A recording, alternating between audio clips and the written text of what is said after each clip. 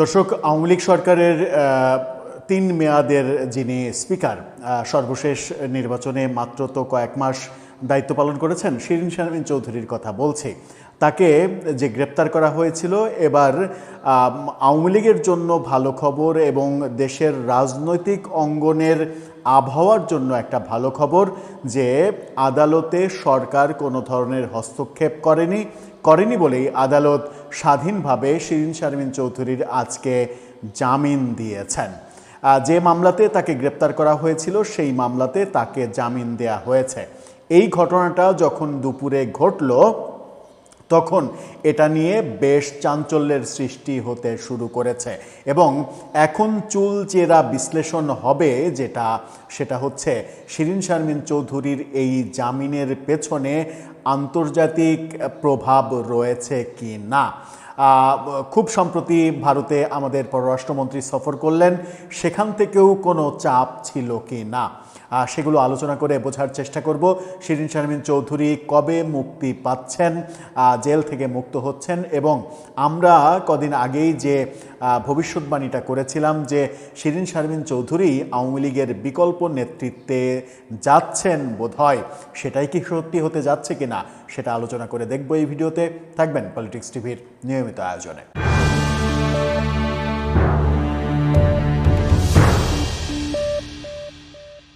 দর্শক, বলছিলাম সাবেক স্পিকার শিরীন শারমিন চৌধুরীর কথা। তাকে আজকে নিম্ন আদালতেই জামিন দেয়া হয়েছে। এটা কেউ প্রত্যাশা করেনি বোধহয় এত দ্রুত তার জামিন হবে, এবং আজকে তার আইনজীবী বলেছেন যে তার অন্য মামলায় যেহেতু শোন অ্যারেস্ট দেখানোর কোনো ব্যাপার নেই, সেহেতু তার মুক্ত হতে কোনো অসুবিধা নেই। আজকে অথবা কালকের মধ্যেই তিনি মুক্ত হবেন। কেন এই জামিন দেয়া হলো, এর পেছনে কি কারণ, কোন কোন ঘটনার পরিক্রমা এর সঙ্গে রয়েছে সেগুলো আলোচনা করব। তার আগে আদালতে আজকে কি হলো চলুন একটু জেনে দেখি। বিডি নিউজ 24-এর এই শিরোনামটা দেখে নিন। তারা বলছে, সাবেক স্পিকার শিরীন শারমিন চৌধুরীর জামিন, মুক্তিতে বাধা নেই, আজ অথবা কালই কারাগার থেকে মুক্ত হবেন বলে আশা করছি, এমনটা তার আইনজীবী জানিয়েছেন। ঢাকার অতিরিক্ত মুখ্য মহানগর হাকিম জাকির হোসাইন আজকে শুনানি নিয়ে এই আদেশ দিয়েছেন বলে প্রসিকিউশন বিভাগের এসআই আশরাফুল আলম নিশ্চিত করেছেন গণমাধ্যমকে। আর কোনো মামলায় আটকাদেশ না থাকায় শিরীন শারমিনের কারামুক্তিতে বাধা নেই বলে জানিয়েছেন তার আইনজীবী হামিদুল মিসবা। তিনি জানিয়েছেন, শিরীন শারমিন চৌধুরীর আর কোনো মামলায় আটকাদেশ নেই, আমরা জামিননামা দাখিল করব, আজ অথবা কালই তিনি কারামুক্ত হবেন। আসামির পক্ষে জামিন চেয়ে শুনানিতে আইনজীবী ইবনুল কাউসার বলেন, মামলায় শিরীন শারমিন চৌধুরীর সম্পর্কে একটা শব্দও নেই, এজাহারে শুধু নামটার জায়গায় তার নাম আছে, তার কোয়ালিফিকেশন সম্পর্কে সবাই জানে, এবং এই আইনজীবী বলেন তিনি দীর্ঘদিন থেকে অসুস্থ। 2024 সালের 5 আগস্টের পরে তিনি এক ধরনের গৃহবন্দী ছিলেন, তার কোনো ট্রিটমেন্ট হয়নি, তিনি অনেকগুলো রোগে ভুগছেন, অন্তত 10টা রোগের নিয়মিত ওষুধ তাকে খেতে হয়, সেই ওষুধগুলো সবগুলো আবার বাংলাদেশে পাওয়াও যায় না, এরকম কথা বলা হয়েছে যে বেশ কয়েক বছর আগে তিনি একবার স্ট্রোক করেন, সেই স্ট্রোকের পরে তিনি বেশ অসুস্থ অবস্থাতেই ছিলেন, নিয়মিত তাকে বিদেশে চিকিৎসা নিতে যেতে হতো, কিন্তু 2024-এর জুনে তার বিদেশে চিকিৎসা নিতে যাওয়ার কথা থাকলেও তখন পরিবেশটা পারমিট না করায় তিনি বিদেশে যেতে পারেননি। সর্বশেষ এতদিন তার কোনো সুচিকিৎসা হয়নি, সে কারণেই তার জামিন প্রয়োজন। এই ব্যাপারগুলো আসামি পক্ষের উকিল তুলে ধরেছেন। রাষ্ট্রপক্ষের উকিল বিরোধিতা করেছেন, এটা হত্যা মামলা, এটা সাধারণ ওই দুর্নীতির মামলা না যে তাকে জামিন দেওয়া হবে, এটা হত্যা মামলা, তাকে আটকে রাখতে হবে, এই ব্যাপারগুলো যুক্তি হিসেবে উপস্থাপন করা হয়েছে আদালতে। কিন্তু আদালত শিরীন শারমিন চৌধুরীর জামিন নিশ্চিত করেছেন। এটা একটা বড় খবর। এটা বড় খবর এই কারণেই যে প্রফেসর ইউনূস তার ১.৫ বছরের শাসনামলে যেভাবে আদালতকে করায়ত্ত করেছিলেন, আদালতের ওপরে এক ধরনের গজব নাজিল করেছিলেন, আদালতকে বাধ্য করেছিলেন বিভিন্ন সিদ্ধান্ত নিতে, এবং আদালত ভয়ে, মবের ভয়ে কোনো জামিন দিতে পারেনি। জামিনযোগ্য মামলা হলেও, জামিন তার প্রাপ্য অধিকার হলেও কোনো আসামিকে জামিন দেয়া হয়নি। নিম্ন আদালতে বেশিরভাগ ক্ষেত্রেই এই ব্যাপারগুলো ঘটেছে, এবং এই ব্যাপারগুলো প্রফেসর ইউনূস এবং তার মেটিকুলাস আইন উপদেষ্টা আসিফ নজরুল তারা মিলে এই ঘটনাগুলো ঘটিয়েছেন। তার একটা বড় পরিবর্তন আমরা দেখলাম বিএনপি সরকারের আমলে শিরীন শারমিন চৌধুরীর এই জামিন দেয়াটা।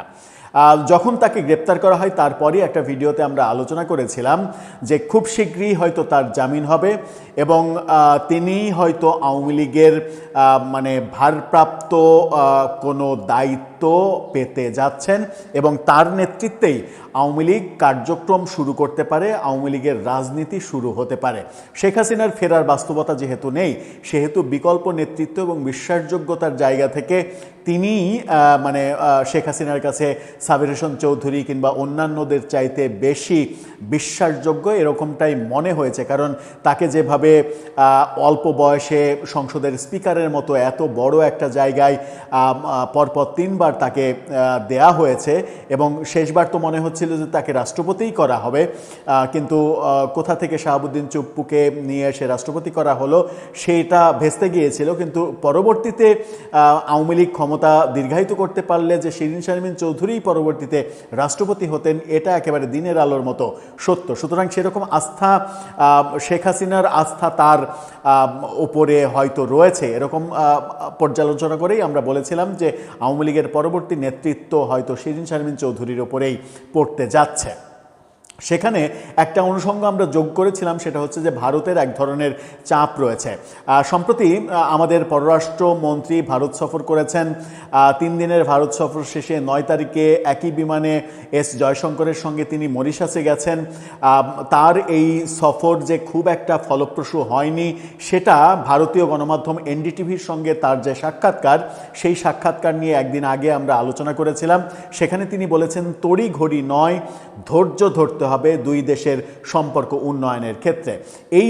এই শব্দগুলো ব্যবহার এবং এই বাক্যের ব্যবহারেই ধরে নেওয়া যায় যে তার সফরটা খুব একটা ফলপ্রসূ হয়নি। ভারতীয় সাংবাদিকরা বিভিন্নভাবে গত 3-4 দিন ধরে দাবি করে আসছেন যে আলোচনা এবং সমঝোতা কিংবা সম্পর্ক উন্নয়নের ব্যাপারগুলো মূলত ভেস্তে গেছে 2টা পয়েন্টে। একটা হচ্ছে শিরীন শারমিন চৌধুরীর গ্রেপ্তার, আরেকটা হচ্ছে সংসদে সন্ত্রাস বিরোধী আইন পাশ করে আওয়ামী লীগের যে নিষেধাজ্ঞা, সেই নিষেধাজ্ঞাটাকে দীর্ঘায়িত করা। এই 2টা জায়গাতে ভারতের বড় আপত্তি ছিল, এবং বাংলাদেশের যে শেখ হাসিনাকে প্রত্যার্পণ চেয়ে আবার নতুন করে চাহিদা, সেখানেও ভারতের আপত্তি ছিল। মূলত আওয়ামী লীগের রাজনীতি করতে দেয়া এটা ভারতের একটা বড় চাপ। এই চাপটা যদি সরকার মেনে নেয় যে আওয়ামী লীগকে রাজনীতি করতে দেয়া হবে, তাহলে খুব দ্রুত ভারতের সঙ্গে সম্পর্ক উন্নয়নের ঘটনাগুলো ঘটবে। এরকম কথা, এরকম তথ্য ভারতীয় সাংবাদিকরা গত 3-4 দিন ধরে রেগুলার দিয়ে আসছেন, এবং সেখান থেকেই আমরা আলোচনা করেছিলাম যে খুব সম্ভবত খুব দ্রুতই শিরীন শারমিন চৌধুরী তিনি মুক্তি পাবেন, এবং নির্বাহী আদেশে প্রফেসর ইউনূসের যে আওয়ামী লীগের ওপরে কার্যক্রম নিষেধাজ্ঞা, সেটাও হয়তো উঠে যাবে। কারণ আওয়ামী লীগকে রাজনীতি করতে দিলে বিএনপির কোনো ক্ষতি হবে না, বরং এক দিক দিয়ে তার লাভই হবে। কারণ জামাতকে মোকাবেলা করার ক্ষেত্রে বিএনপি একা কতটা পেরে উঠবে, সেটা কিন্তু মাঠের বাস্তবতায় অনেকে এই ব্যাপারে সন্দেহ পোষণ করেন। সেটা একটা বড় ইস্যু। আর একটা বড় ইস্যু হচ্ছে আন্তর্জাতিক একটা বড় চাপ রয়েছে যে ইনক্লুসিভ রাজনীতির পরিবেশ তৈরি করতে হবে। গণতন্ত্রে নির্বাহী আদেশে কোনো দলকে নিষিদ্ধ করে রাখা যাবে না। সেই দলের যারা অপরাধী, যারা মানবতা বিরোধী অপরাধ করেছে, যারা দুর্নীতি করেছে, অপরাধীদের শাস্তির ব্যাপার, বিচারের ব্যাপারে কিন্তু কেউ আপত্তি তুলবে না। কিন্তু যখন আপনি গোটা দলকে নিষিদ্ধ করে রাখবেন, তখন কিন্তু শুধু ভারত না, সর্বত্র মানে এক ধরনের সমালোচনা এবং চাপ তৈরি হবে, এবং সব জায়গা থেকে এই চাপগুলো আসবে। আমার মনে হয় যে কোনো না কোনো ঘটনা পর্দার আড়ালে ঘটেছে। সেই ঘটনার পরিপ্রেক্ষিতেই শিরীন শারমিন চৌধুরীর জামিন প্রাপ্তিটা কোনো বাধাহীনভাবে সম্ভব হলো। কারণ এই সরকার যদি প্রফেসর ইউনূসের মতো নিম্ন আদালতের উপরে প্রভাব বিস্তার করতে চাইতো, তাহলে শিরীন শারমিন চৌধুরীর মতো এত বড় ফিগার, সংসদের স্পিকার যিনি ছিলেন, তাকে এত সহজে হয়তো জামিন দিত না তারা। কিন্তু এই ক্ষেত্রে দেখা যাচ্ছে যে সরকার আদালতের উপরে প্রভাব বিস্তার করেনি কিংবা করতে চায়নি। কিন্তু পেছনের কারণটা কি ভারতের সঙ্গে যে মানে মিটিং এবং পররাষ্ট্রমন্ত্রীর সফরে যে অমীমাংসিত ব্যাপারগুলো, সেই অমীমাংসিত ব্যাপারগুলো খুব দ্রুত মীমাংসা করার জন্যই কি বিএনপি পরবর্তী স্টেপগুলো দিচ্ছে? দর্শক, আপনার কাছে কি মনে হয়? আপনার মতামত জানিয়ে লিখতে পারেন আমাদের কমেন্ট বক্সে।